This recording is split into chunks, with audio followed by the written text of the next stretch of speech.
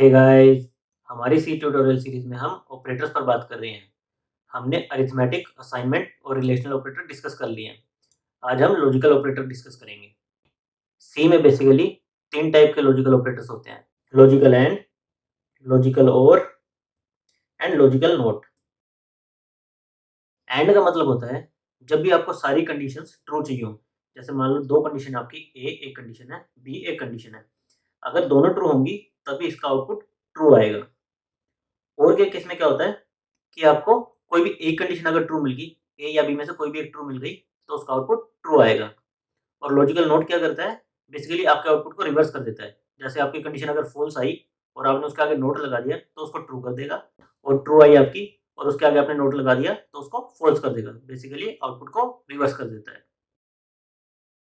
तो अभी हम इन ऑपरेटर्स का देख लेते हैं किस-किस कंडीशन में क्या-क्या आउटपुट आएगा।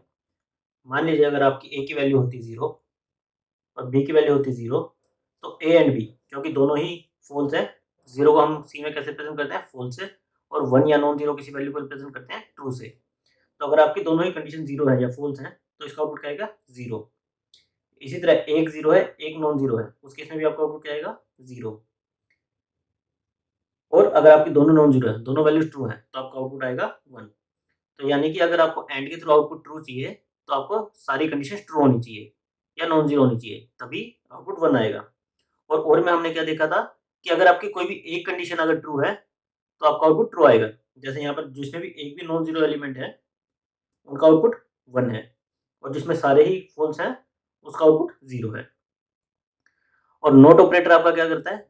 नोट ऑपरेटर बेसिकली आपका रिवर्स कर देता है, 0 को 1 बना देता है एंड नॉन ज़ीरो को 0 बना देता है। इस तरह बी की वैल्यू देखें, बी की वैल्यू यहाँ पर 0 थी, तो इसने 1 कर दिया नोट ने, नॉन ज़ीरो को 0 कर दिया, 0 को 1, नॉन ज़ीरो को 0 कर दिया। तो बेसिकली आपके आउटपुट को इन्वर्ट कर देता है। लॉजिकल ऑपरेटर को बेटर समझने के लिए हम कुछ एक्सप्रेशन के आउटपुट देखते हैं कि क्या आएँगे। जैसे यहाँ पर मैंने 3 नंबर लिए हैं, A10, B20 एंड C0, और यहाँ पर मैंने 6 एक्सप्रेशंस लिखी हैं। और हम इनका आउटपुट देखते हैं क्या आएगा। सबसे पहली कंडीशन है आपकी A = 10, ये आपकी क्या आएगी ट्रू, A की वैल्यू 10 है। और सेकंड कंडीशन है आपकी B = 20, तो ये भी क्या आएगी ट्रू। दोनों के बीच में मैंने एंड ऑपरेटर लगाया है, तो यहाँ पर मेरी सारी कंडीशन क्या है ट्रू, तो आपका आउटपुट क्या आएगा ट्रू। और ट्रू को हम सी में रिप्रेजेंट करते हैं 1 से, तो आपका आउटपुट आना चाहिए 1। सेकंड एक्सप्रेशन है आपकी A = 10, ये क्या है ट्रू। एंड B = 10, ये आपकी क्या है फॉल्स। तो यहाँ पर एक कंडीशन आपकी फॉल्स हो गई और बीच में लॉजिकल एंड ऑपरेटर है, तो आपका आउटपुट क्या आना चाहिए 0। थर्ड में आपकी क्या है, ए को 10 से कंपेयर कर रहे हैं और बीच में लगा दिया और ऑपरेटर, तो आपकी पहली कंडीशन हो गई ट्रू, और B = 10 ये हो गई फॉल्स। लेकिन हम क्योंकि और ऑपरेटर का यूज कर रहे हैं, कोई भी एक कंडीशन अगर ट्रू होगी तो इसका आउटपुट क्या आएगा ट्रू, यानी कि 1। नेक्स्ट हम नोट ऑपरेटर का देखा है, A = 10, इसका आउटपुट क्या आएगा आपका ट्रू।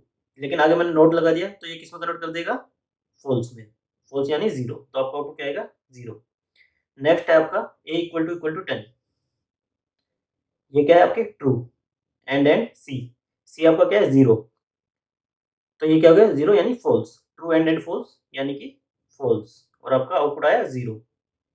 लास्ट है आपका A = B, A = B का मतलब हो गया 10 = 20, ये मेरा क्या है फॉल्स, और इसके आगे मैंने क्या लगा दिया नोट ऑपरेटर, तो ये क्या करेगा इसको ट्रू में कन्वर्ट कर देगा, ट्रू मानी 1, तो इसका आउटपुट क्या आना चाहिए 1। तो हमारा फाइनल आउटपुट कुछ ऐसा होना चाहिए, फर्स्ट का 1, सेकंड का 0, थर्ड का 1, फोर्थ का 0, फिफ्थ का 0 एंड सिक्स्थ का 1। इसको हम वीएस कोड में रन करके देख लेते हैं। यहाँ पर वीएस कोड में मैंने वही 6 एक्सप्रेशन लिख दिए, 1, 2, 3, 4, 5 एंड 6। अभी इसको हम रन करके देखते हैं कि हमारा आउटपुट क्या आ रहा है। वहाँ पर आता है हमारा आउटपुट 101001। यहाँ पर देखते हैं क्या आउटपुट आता है। ये मैंने इसको रन किया तो आउटपुट आया मेरा 101001। ठीक है।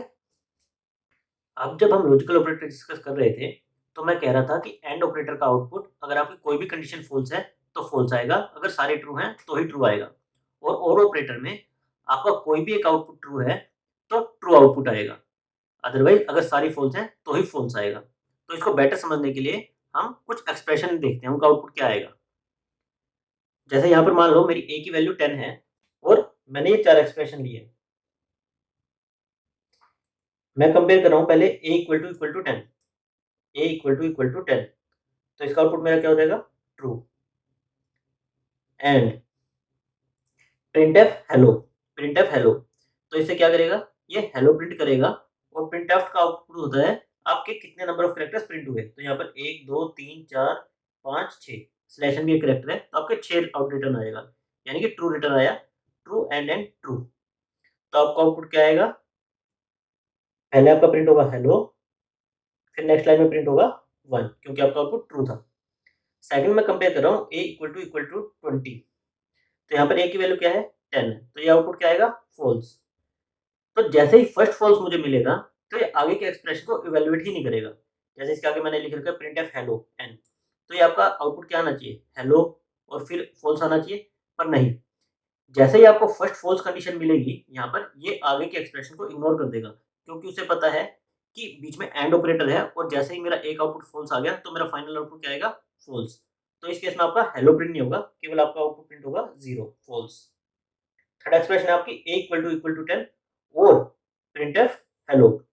और के केस में क्या होता है, जैसे ही आपकी कोई एक्सप्रेशन ट्रू एक बार इवैल्यूएट हो जाती है, तो वो आगे के एक्सप्रेशन को इग्नोर कर देता है, क्योंकि उसे पता है कि कोई भी एक एक्सप्रेशन अगर मेरी ट्रू है, तो मेरा फाइनल आउटपुट ट्रू ही आएगा। तो इस केस में आपका आउटपुट क्या आएगा, सबसे पहले ये चेक करेगा a इक्वल टू 10, तो ये क्या कंडीशन आ गई, ट्रू। जैसे ही ट्रू आई, आगे और ऑपरेटर है, तो ये आगे की कंडीशन को इवैल्यूएट ही नहीं करेगा, यहीं से रिटर्न कर देगा आपका आउटपुट। तो इस केस में भी आपका हेलो प्रिंट नहीं होगा, और आपका आउटपुट क्या आएगा, 1। नेक्स्ट है आपकी a इक्वल टू 20, इसका आउटपुट क्या आएगा, फॉल्स। बीच में और ऑपरेटर है, तो ये क्या करेगा, नेक्स्ट एक्सप्रेशन को भी इवैल्यूएट करेगा। तो यहाँ आपका हेलो है, तो ये हेलो प्रिंट करेगा, और इसकी रिटर्न वैल्यू क्या होगी, 6, 6 यानी ट्रू, फॉल्स और ट्रू। तो फाइनल आउटपुट आपका क्या आएगा, ट्रू। तो सबसे पहले ये क्या करेगा, हेलो प्रिंट करेगा, और नेक्स्ट लाइन में आपका 1 आउटपुट प्रिंट करेगा। तो आपका फाइनल आउटपुट कुछ इस तरह से रहेगा, फर्स्ट का हेलो 1, फिर 0, फिर 1, फिर हेलो 1। इसको भी हम वीएस कोड में रन करके देख लेते हैं। यहाँ पर वीएस कोड में मैंने वही चारों कंडीशन दोबारा से लिख रखी है प्रिंटफ के अंदर, तो इसको रन करके देख लेते हैं। तो मेरी फर्स्ट का आउटपुट क्या आया, हेलो 1, सेकंड का 0, थर्ड का 1, फोर्थ का हेलो 1, जो कि हमने देखा था कि क्यों आ रहा है, क्योंकि एंड में जैसे ही कोई फॉल्स मिलेगा, उसके आगे की को इवैल्यूएट नहीं करेगा, और में जैसे ही कोई ट्रू मिलता है, तो उसके आगे की कंडीशंस को इवैल्यूएट नहीं करता है, तो इस वजह से। तो ये हमने लॉजिकल ऑपरेटर्स के बेसिक्स देख लिए हैं अभी। अभी हम नेक्स्ट वीडियो में इसको if else conditions, basically decision making के साथ करके देखेंगे, और उसके कुछ प्रोग्राम बना के देखेंगे कि हम डिसीजन मेकिंग करते वक्त कैसे लॉजिकल ऑपरेटर्स का यूज़ कर सकते हैं और हमारे इफेक्टिव प्रोग्राम बना सकते हैं। Thank you guys.